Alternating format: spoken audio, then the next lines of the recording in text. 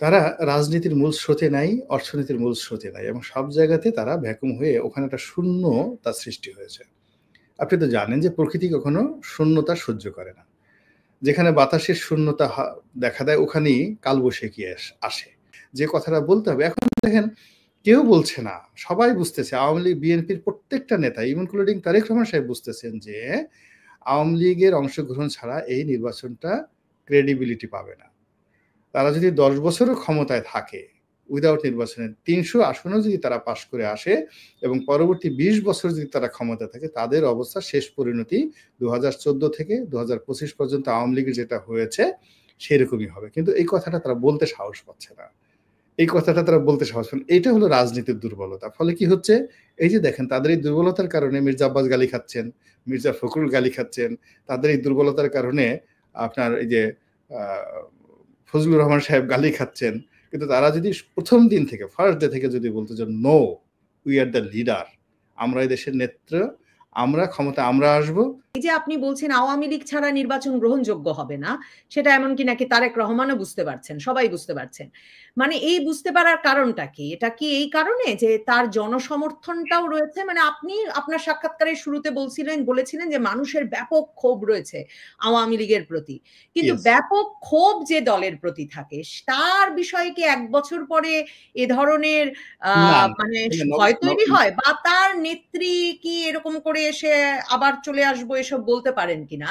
মানে আফসোস লীগ তো একটা শব্দ তৈরি হয়েছে। তা আফসোস লীগের সংখ্যা আসলে ক্রমাগত বাড়ছে কিনা এবং সংখ্যাটা কত বড় বুঝতে পেরেই এসব আশঙ্কা বাড়ছে কিনা? মানে আফসোস লীগের বা বিএনপি লীগের বা জামাত লীগের যারা কর্মী সমর্থক আমাদের দেশে যে ট্র্যাডিশন ইন্ডিয়ান সাবকন্টিনেন্টে আমরা সহজে মাইন্ড পরিবর্তন করি না, মন পরিবর্তন করি না। ফলে আমরা চুপ থাকি, ইনঅ্যাক্টিভ রাখি, কিন্তু যে যার অবস্থান থেকে দলকে সমর্থন দিয়ে যাই। এখন আওয়ামী লীগের যারা লোকজন আছে অনেকেই শেখ হাসিনাকে গালাগালি করছেন, কিন্তু ইট ডাজ নট মিন যে তারা ধানের শীষে ভোট দেবেন। অনেকে পিঠ বাঁচানোর জন্য জামাতের সাথে আশ্রয় নিচ্ছেন, অনেকে পিঠ বাঁচানোর জন্য বিএনপির সাহায্য কামনা করছেন, কিন্তু ইট ডাজ নট মিন ব্যালটে তারা মানে ধানের শীষকে ভোট দেবেন। এটা বাংলাদেশের কালচারের মধ্যে নাই। তো এই যে ভ্যাকুয়ামটা, মানে তারা আওয়ামী লীগের যারা লোকজন আছে তারা প্রথমত ভোট কেন্দ্রে যাবে না, ভোট কেন্দ্রে গেলেও ভয়ের ছেড়ে যদি ভোট কেন্দ্রে যায় তারা ভোটই দেবে না, বা ভোট দিবে এমন একটা জায়গাতে ভোটটা নষ্ট করে আসবে, সিল এমন একটা জায়গাতে সিল দিবে ভয়ে যেখানে ভোটটা কাউন্ট না হয়। এটা বাস্তবতা। এটা যারা বাংলাদেশের রাজনীতি করেন তারা তো এই চরিত্রটা বুঝেন। আওয়ামী লীগ ১৫ বছর চেষ্টা করে একজন বিএনপির লোকের ভোটার তো কমাতে পারেনি, একজন জামাতের ভোটার তো কমাতে পারেনি। বরং যেটা হয়েছে যে জনসংখ্যা বৃদ্ধি পেয়েছে, ভোটার সংখ্যা বৃদ্ধি পেয়েছে। আওয়ামী লীগের ক্ষেত্রে এটা প্রযোজ্য। আওয়ামী লীগের যে রাগ ক্রোধ সেটা হলো আওয়ামী লীগের অপশাসনের বিরুদ্ধে, আওয়ামী লীগের দুর্নীতিবাজদের বিরুদ্ধে, আওয়ামী লীগের যে লোকগুলো নির্বাচন ম্যানিপুলেট করেছে, যারা কোলাবোরেট ছিল তাদের বিরুদ্ধে। আর নির্বাচন হলে কি কোনো লাভ হবে না? নির্বাচন হলে একটা স্থিতিশীল সরকার এলে আ মানে নতুন করে চলার পথটা শুরু করা যাবে কিনা? প্রথমত এখন যে রাজনৈতিক পরিস্থিতি, আওয়ামী লীগের কারণে একটা বিরাট ভ্যাকুয়াম রয়েছে। ধরেন almost 50% of our population Awami League and there মানে যাকে বলা হয় অ্যালাইড পলিটিক্যাল ফোর্সেস। মানে হঠাৎ করে বাতাস গরম হয়ে গেল, কিছু বাতাস গরম হয়ে উপরেও চলে গেল, ঠান্ডা বাতাস ওই জায়গাটা দখল করার জন্য যে লড়াই, ওটাই তো কালবৈশাখী, ওটাই তো টর্নেডো, নাথিং। পানির যেখানে শূন্যতা হয়, অর্থাৎ দেখা গেল যে পদ্মা নদীতে যে বড় বড় যে পাড় ভেঙে যায়, অর্থাৎ প্রচণ্ড স্রোতে নদীর তলদেশ থেকে মাটি সরে যায়, ওখানে যে শূন্যতা তৈরি হয় সেই শূন্যতা পূর্ণর জন্য পানি যে জোরে দৌড় দেয়, তো নিচে দৌড় দেয় আর উপরে দৌড় দেয়, এটার যে দূরত্ব, এই দূরত্বের কারণে কি হচ্ছে বড় বড় অর্থাৎ নিচের পানি নিচের শূন্যতা দূর করে ফেলে, আর উপরে যে পানিগুলো আছে ওগুলো নিচের দিকে গিয়ে ওই বাকি জায়গা দখল করতে চায়, আর বাকি বিরাট একটা গহ্বরের মতো হয়ে যায়। এবং এটা যখন সমুদ্র হয় ওখানে বড় বড় টাইটানিকের মতো জাহাজ সেখানে ডুবিয়ে ফেলে। শূন্যতার এমনি একটা ভয়াবহ একটা অবস্থা। তা আমাদের এই রাজনীতিতে শতকরা ১৮ কোটি মানুষের মধ্যে ফ্রাস্ট্রেটেড, তারপরে শেষে করাপ্টেড, তারপরে শেষে ফ্রাইটেন্টেড অর্থাৎ ভীত সন্ত্রস্ত এরকম লোকের সংখ্যা 50%। আচ্ছা, বাকি যে 50% বিএনপি জামাত অন্যান্য যারা এখন আছে তাদের মধ্যে আবার দ্বন্দ্ব, সংঘাত, অবিশ্বাস অতীতের যে কোনো সময়ের চেয়ে বেশি।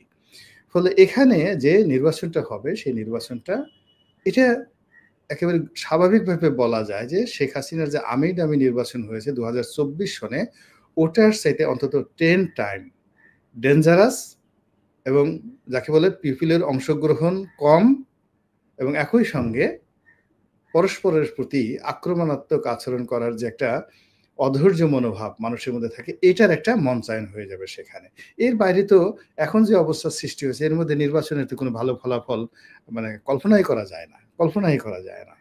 মানে তার মানে এখন কি আপনি তাও আশাবাদী যে নির্বাচন হবে?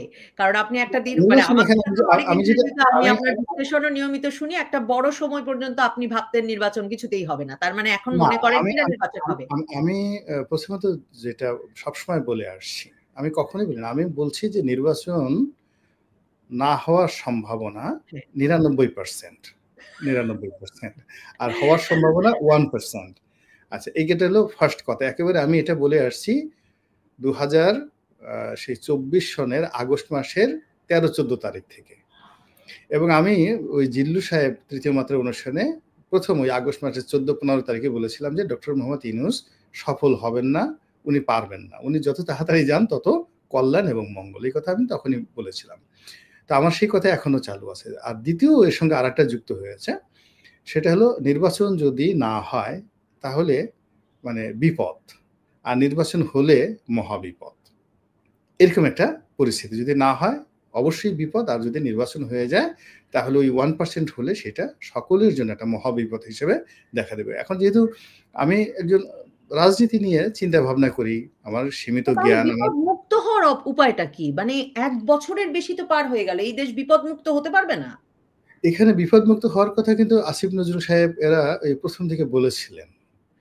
হ্যাঁ, বলেছিলেন যে অনেকটা ট্রুথ কমিশনের মতো কিছু একটা করবেন। এটা ২০২৪ সনের সেপ্টেম্বর-অক্টোবর মাসে। মানে যারা অন্যায় করেছে আপনি তাদেরকে শাস্তি দেন, আর যারা অন্যায় না করেছে তাদের জন্য আপনি সমাজটা বিপদমুক্ত করে দেন। এটা ছিল ওই সময়টিতে। ২ নম্বর হলো যে এই সমাজটিকে সকল নাগরিকের জন্য অভয়ারণ্য করে দিতে হবে। এমনকি যে অপরাধী সেও মনে করবে যে আমি থানা আমার জন্য নিরাপদ, পুলিশ আমার জন্য নিরাপদ, আইন আমার জন্য নিরাপদ। সমাজকে অভয়ারণ্য করতে হবে এবং যে অন্যায় করেছে তাকে সেই প্রতিটি অন্যায়ের শাস্তি একেবারে সার্বজনীনভাবে দিতে হবে। আপনি আওয়ামী লীগকে দেন, অন্যান্য যারা অন্যায় করেছে এই গত ১ বছরে যারা অন্যায় করেছে, চুরি, ডাকাতি, রাহাজানি, ছিনতাই যা কিছু করেছে আপনি সুন্দরভাবে মানে শাস্তি দেন। আমার প্রশ্ন হচ্ছে আপনার কাছে যে মানে আওয়ামী লীগ ভীতিটা দূর হচ্ছে না কেন? মানে আওয়ামী লীগের এত মন্ত্রী, এমপি, রাজনৈতিক নেতাকর্মী কারাগারে, এবং আপনিই বলছিলেন যে এই দমনে পুলিশ সহ বাংলাদেশের আইনশৃঙ্খলা রক্ষাকারী বাহিনী সরকার তো গুরুত্বপূর্ণ ভূমিকা রাখছে। কিন্তু মানে আওয়ামী লীগ ভীতি দূর হচ্ছে না কেন? এই সম্প্রতি খবর বেরিয়ে এসেছে যে নয়া দিগন্ত খবর দিয়েছে এবং মির্জা ফখরুল ইসলাম আলমগীরও বলছেন যে এস আলম নাকি শেখ হাসিনার সঙ্গে দিল্লিতে বৈঠক করেছেন আর ২৫০০ কোটি টাকা দিয়েছেন, আরো ২০০০ দিবেন। হ্যাঁ, তো মানে এস আলমই বা গিয়ে শেখ হাসিনার উপর বিনিয়োগ করছে কেন? বিএনপির উপর করার কথা আমার হিসাব বলে। তো সেটা না করে, কারণ বিএনপি ক্ষমতায় আসবে নির্বাচন হলে, সেটা একটা কথা। আর আওয়ামী লীগ ভীতি দূর হচ্ছে না কেন? মানে সরকার একরকমের ইরিটেশন এর মধ্যে আছে কেন? এবং বিএনপির ভেতরেও এই ভীতি আছে। এটা আপনার পার্সোনাল লাইফে নিয়ে আসেন। জাস্ট রিমেম্বার ইউর মানে sad event, pain event ever you have been hurt in your life. যে আপনার জীবনের সবচেয়ে বড় কষ্ট, বড় বেদনা যেটা শারীরিকভাবে আপনি খেয়েছেন। হয়তো কোনো টিচারের বাড়ি খেয়েছেন, হয়তো রাস্তায় পড়ে আপনি গর্তে ভেঙে গেছেন, পা ভেঙে গেছে, অথবা কোনো ছোটকালে তেলাপোকা কামড় দিয়েছে, এনিথিং যেটা আপনি খুব ভয় পেয়েছেন। ওই ভয়টা, ইভেন আপনাকে একটা বিড়ালে কামড় দিয়েছে, সেই ক্যাট ফোবিয়াটা আপনার এখনো রয়ে গেছে। কেন আপনার ভয় হবে না? আপনার ধরেন আপনি রুমের মধ্যে আছেন, একটা গোকরা সাপ, আপনি তাকে মারতে পারেননি। হ্যাঁ, আপনি তাকে ধাওয়া দিয়েছেন, লাঠি-সোঠি নিয়ে সে পালিয়ে চলে গেছে। কিন্তু আপনি গর্তগুলো বন্ধ করতে পারতেছেন না। ওই গর্তের বাইরে থেকে খালি বলছে ফুস-ফাস। আপনি তো সারা রাত ঘুমাতে পারবেন না। এখন আওয়ামী লীগের যে আওয়াজ, এই যে আজকে মুক্তিযুদ্ধ মঞ্চের আওয়াজ, কালকে শেখ হাসিনার আওয়াজ, পরশুদিন ওখানে নিজুম মজুমদার একটা বকা দেয়, তার আগের দিন আর ইন্ডিয়ান এম্বাসি থেকে একটা কথা বলে, আর তারপরে আবার দেখা গেল যে নরেন্দ্র মোদীর অফিস থেকে একটা কথা বলে, অজিত দোভাল একটা কথা বলে। মানে এই যে যেকোনোভাবে আওয়ামী লীগ যে ভুলে যাওয়ার তো কোনো রিজন ঘটে নাই গত ১ বছরে। বরং যদি এই অবস্থায় কেউ আওয়ামী লীগের ভয় না পায়, এই তো মানুষের তো বেশি ভয় পেলে তো মানুষের ডায়রিয়া হয়ে যায়।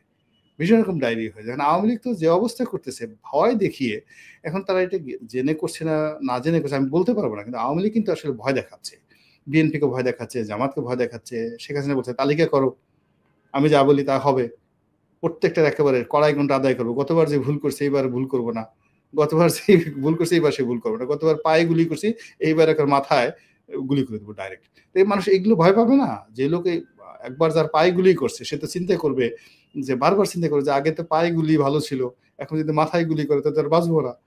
এখন ওই যে ক্ষতিগ্রস্ত হয়েছে তাদের সংখ্যা কত? আপনি যদি 2 লাখ মামলা ধরেন, 2 লাখ মামলা দেওয়া হয়েছে, 2 লাখ মামলায় মোরললেস 50 লাখ, মানে 50 লাখ আওয়ামী লীগের বিএনপির নেতাকর্মী সারা বাংলাদেশে গত 15 বছর যাবৎ এখন পর্যন্ত আজকের দিনে মানে ডেইলি 8-10টা মামলাতে হাজিরা দিতে হচ্ছে